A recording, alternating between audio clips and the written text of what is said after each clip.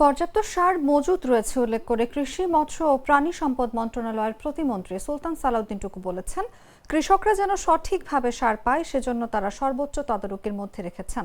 সার পেতে কারো কোনো অসুবিধা হবে না, পর্যাপ্ত মজুত রয়েছে।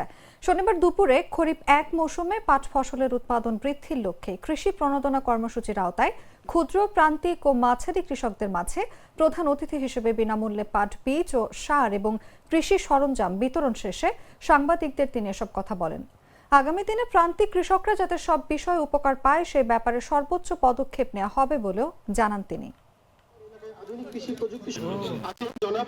আমরা ইতিমধ্যেই এই প্রথম আমরা সেচ যন্ত্র আমরা বিতরণ করলাম।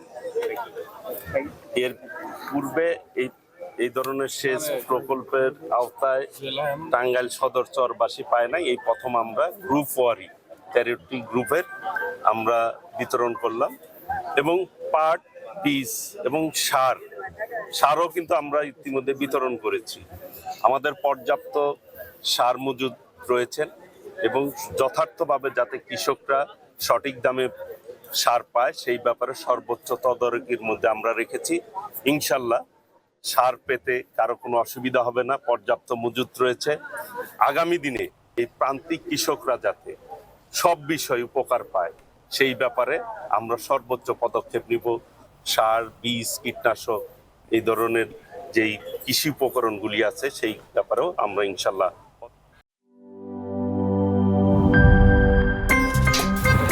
আমার একটা স্মার্ট সিদ্ধান্তে 25% গ্যাসের খরচ কমেছে। ভাবছেন কিভাবে?